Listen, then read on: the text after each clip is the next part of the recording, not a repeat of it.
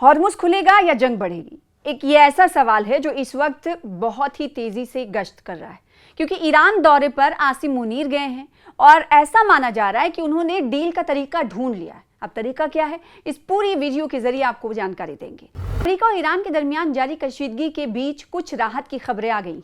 Donald Trump के हुक्म पर पाकिस्तान के army chief field marshal Asim Munir Tehran का दौरा कर रहे हैं। पाकिस्तान का दावा है कि ईरान के साथ मुज़ाकरात बहुत मुस्बत रहे हैं, जिससे कशीदगी में कमी के इम्कानात बढ़ गए हैं।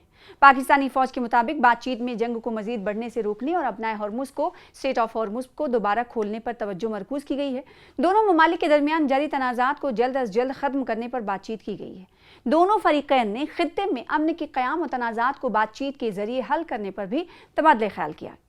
ईरान ने पाकिस्तान के सामने अपना मौक़िफ़ पेश किया है। अब ईरान ने कहा क्या है ये आपको बताते हैं। यानी पाकिस्तान के फौजी सरबरा आसिम मुनीर जब ईरान पहुंचे तो ईरान ने पाकिस्तान के सामने अपने कुछ बातें रखी हैं, अपना स्टैंड क्लियर किया है। मोहसिन नकवी ने कहा है कि ईरानी सदर ने अपनी हुकूमत का मौक़िफ़ खुलकर पेश किया। उनके मुताबिक बातचीत अच्छी रही। दोनों फरीक़ैन ने मौजूदा बहरान से निकलने के तरीक़ों पर तबादले ख्याल किया।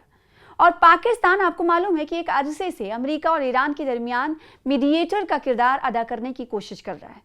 भले ही इसका कोई बहुत ज़्यादा हल निकल कर सामने नहीं आया हो, लेकिन पाकिस्तान की कोशिश है कि मीडिएशन करता रहे।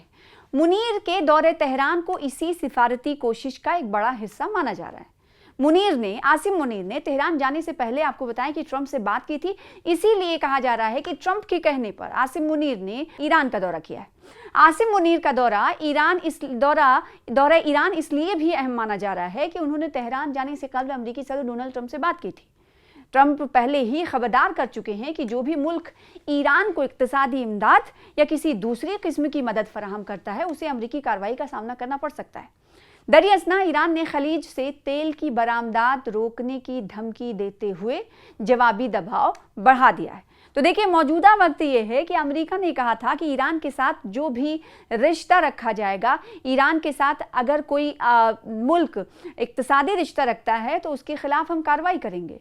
ये कहा था अमेरिका ने, अमेरिकी सदर डोनाल्ड ट्रंप ने ये पहले ही खबरदार कर चुके थे कि जो भी मुल्क ईरान को आर्थिक इमदाद यानी माशी इमदाद या मदद या किसी दूसरी तरह की कोई मदद देगा, मान लीजिए मदद किसी तरह की भी हो सकती है, पैसे देकर हो सकती है, हथियार देकर हो सकती है, या फिर यूं ये हो सकता है कि तुर्की या फिर रूस या फिर चीन अपने हथियार इस ईरान को दे दे, या फिर ये हो जाए कि उनके दौरे इख्तियार में आने वाले रास्तों पर ईरान को कंट्रोल दे दे। कंट्रोल ना हकीकी तौर पर नहीं, बल्कि ये कि हाँ, ईरान इसे अपने लिए इस्तेमाल कर सकता है। कई तरह की मदद हो सकती है।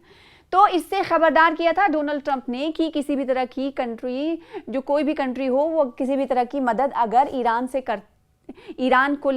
का करता है तो हम उसके खिलाफ कार्रवाई करेंगे। और ये नहीं बताया था किस तरह की कार्रवाई करेंगे, लेकिन हाँ, कार्रवाई करने की बात कही गई थी। ये भी बातें खूब गश्त कर रही थी।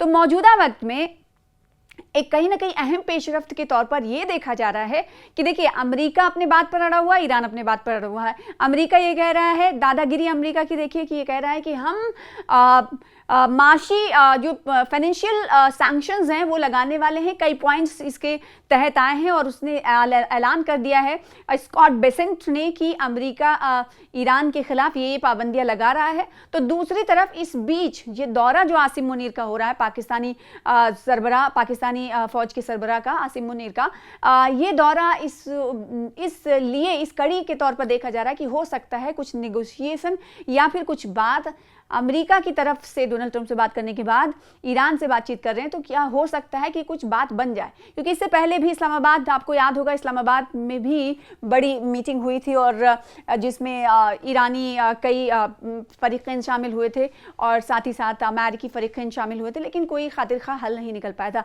तो पेशरफ्त ये आला हुई है। अब इसका सल्यूशन क्या निकलेगा कुछ कह पाना बाकी है। कुछ जल्दबाजी होगी, क्योंकि आसिम मुनीर किस तरीके से मीडिएशन कर रहे हैं और क्या मीडिएशन में दोनों ममालिक की तरफ से कुछ कदम उठाया जाता है या नहीं, ये कहना बहुत कब्ल अज़ वक्त होगा।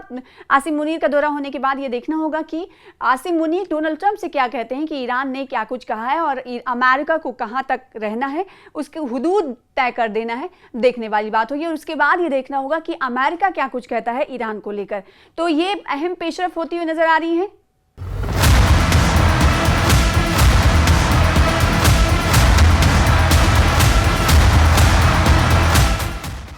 दोस्तों, मैं हूं विशाल आजम। अगर दुनिया की तेल सप्लाई का कोई सबसे अहम चेक पॉइंट है यानी चोक पॉइंट है तो वो है हॉर्मुज स्ट्रेट। गल्फ मुल्कों का बड़ा हिस्सा अपना तेल और गैस इसी रास्ते दुनिया भर तक पहुंचाता है। यही वजह है कि अमेरिका और ईरान के दरमियान बढ़ते तनाव का सबसे बड़ा असर इसी अहम समुद्री रास्ते पर दिखाई दे रहा है। मामला क्या है? पिछले कुछ महीनों से अमेरिका और ईरान के बीच तनातनी बढ़ी हुई है। हाल के दिनों में अमेरिका ने ईरान पर और सख्त माली पाबंदियां लगाने की धमकी दी है, यानी इकोनॉमिक सैंक्शंस, जबकि ईरान ने इसे दबाव की सियासत करार दिया है। अमेरिकी हुक्काम का कहना है कि वो ईरान पर माली और समुद्री दबाव बनाए रख सकते हैं। वहीं ईरान का कहना है कि होर्मुज में उसकी सिक्योरिटी फिक्रों को नजरअंदाज नहीं किया जा सकता। होर्मुज में तनाव क्यों बढ़ा? अगस्त के दौरान होर्मुज से गुजरने वाले कई जहाजों पर हमलों और सिक्योरिटी से जुड़ी घटनाओं की खबरें सामने आई। यूएई ने अपने 2 जहाजों पर हुए हमलों के लिए ईरान को जिम्मेदार ठहराया, जबकि एक और जहाज को अज्ञात प्रोजेक्टाइल लगने की रिपोर्ट भी आई। इन वाकयात के बाद शिपिंग कंपनियों और कारोबारी हलकों की फिक्र और बढ़ गई। जहाजों की आवाजाही पर क्या असर पड़ा? सबसे बड़ा असर समुद्री ट्रैफिक पर पड़ा है। रॉयटर्स के रिपोर्ट के मुताबिक कुछ दिनों में होर्मुज से गुजरने वाले जहाजों की तादाद आम दिनों के मुकाबले काफी नीचे आ गई। जहां जंग और तनाव से पहले रोजाना 100 से 130 से ज्यादा जहाज इस रास्ते से गुजरते थे, वहीं हाल के दिनों में कई बार यह तादाद घटकर सिर्फ 1 तक पहुंच गई। कई जहाज अब अपना सफर टाल रहे हैं, कुछ दूसरे रास्तों की तलाश कर रहे हैं, जबकि कुछ अपने ट्रैकिंग सिस्टम बंद करके चल रहे हैं ताकि उनकी लोकेशन आसानी से ट्रैक न की जा सके।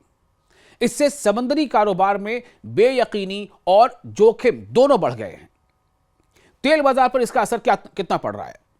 होर्मुज दुनिया के तेल और एलएनजी कारोबार की सबसे अहम गुजरगाहों में से एक है। जब इस रास्ते पर खतरा बढ़ता है तो बाजार को यह डर सताने लगता है कि कहीं तेल और गैस की सप्लाई प्रभावित ना हो जाए। यही वजह है कि तेल कंपनियां, बीमा कंपनियां और जहाज मालिक इस वक्त अतिरिक्त एहतियात बरत रहे हैं। आगे हो क्या सकता है? ईरान और ओमान के बीच जहाजरानी के नए इंतजामात को लेकर बातचीत की खबरें हैं, लेकिन ईरानी हुक्काम साफ कह चुके हैं कि इससे हालात पूरी तरह नॉर्मल हो जाएंगे, इसकी कोई गारंटी नहीं है।